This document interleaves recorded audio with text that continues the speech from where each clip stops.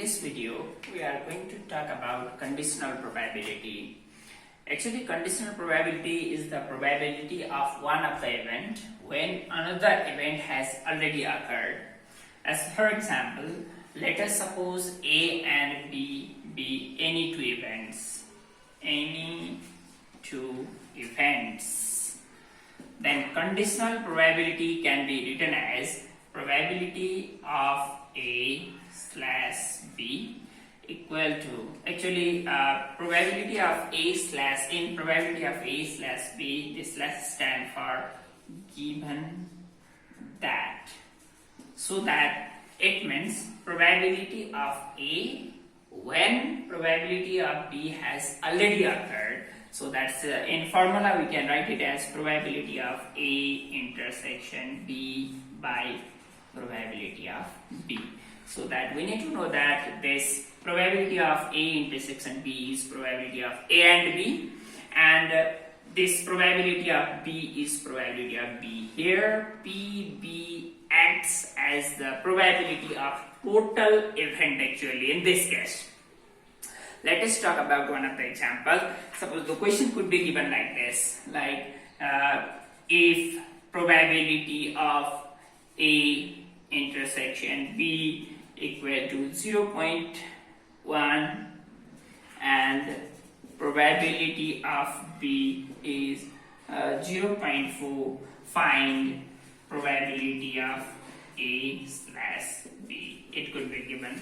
So from here, how can we calculate the A slash B is, actually it is probability of A when probability of B is already given. So we have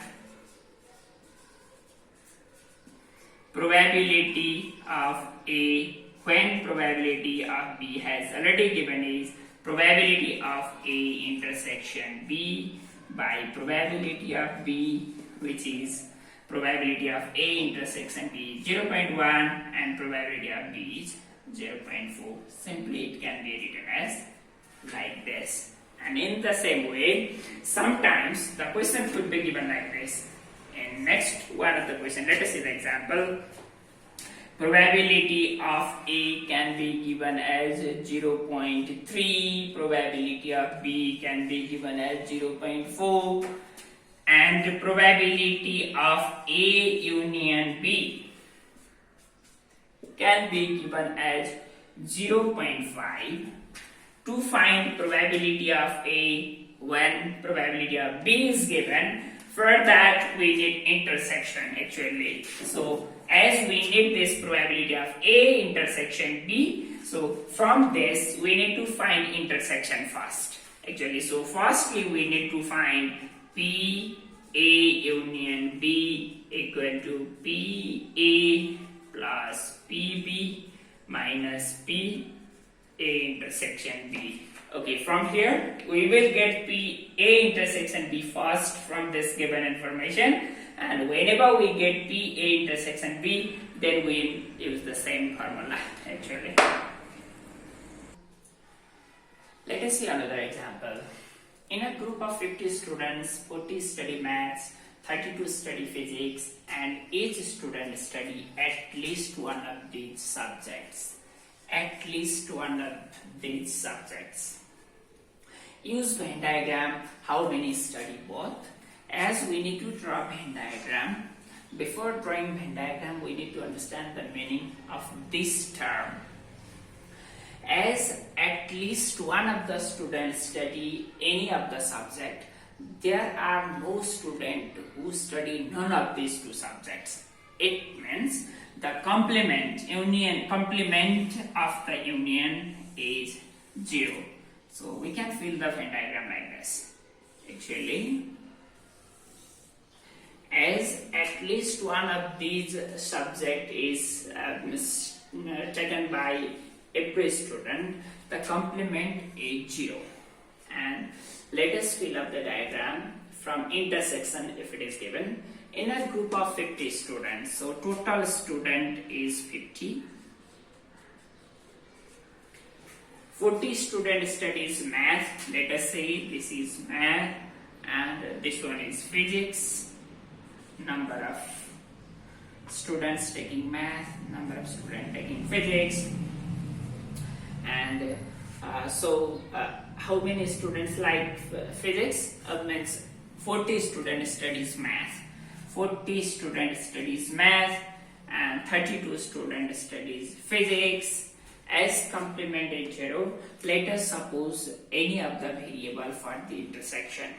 So we can use the formula here, n a union b equal to n. So as here m and p are written, let us write p and m,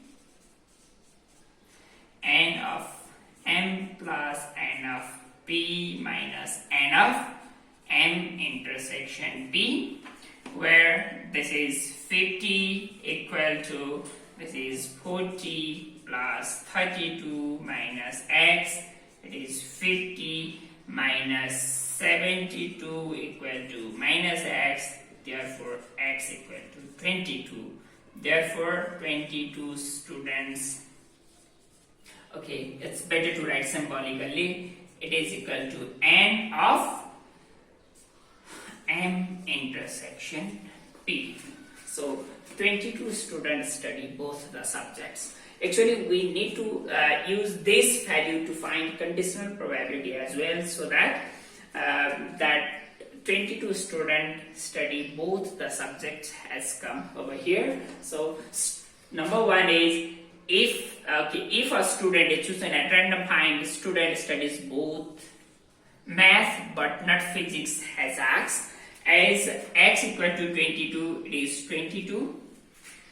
We need to understand the meaning. The student studies math but not physics. Student studies math but not physics refers to, this is the number of students who study only maths. So that is 40 minus 22 is 18. Therefore, number of students who study, okay,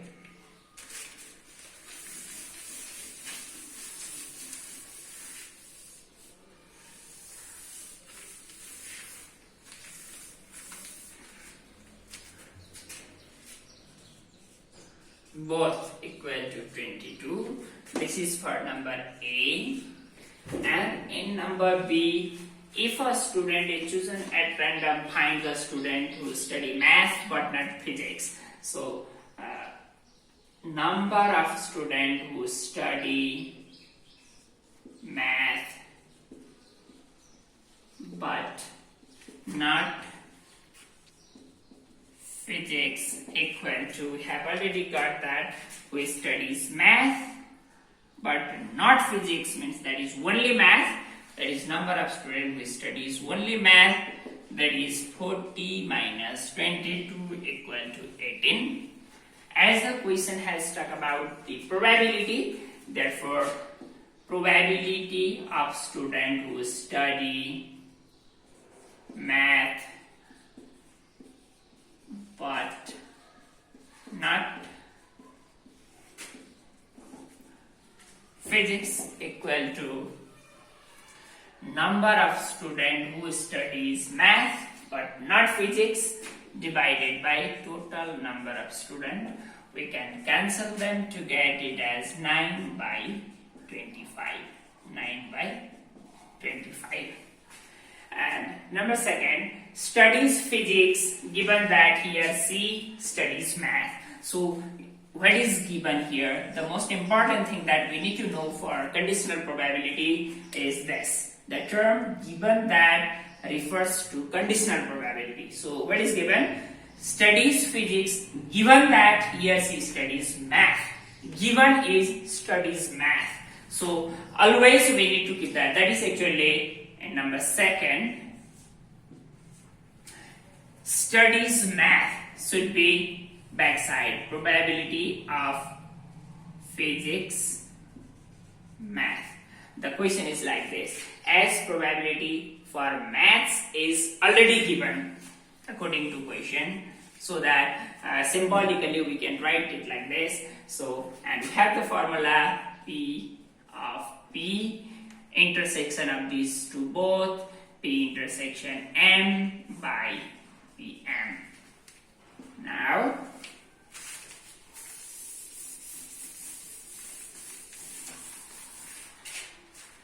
as we have already got number for P intersection M is 22 and its probability is by 50 by PM, number of student who studies math is 40 and total is 50. So it is, now we can just cancel them. 22 by 40 is 11 by 20 is the required probability. Therefore, probability of students studies math, physics,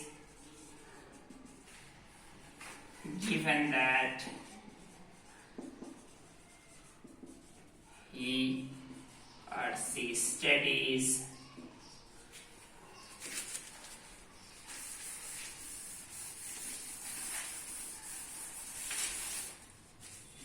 math equals to 11 by 20.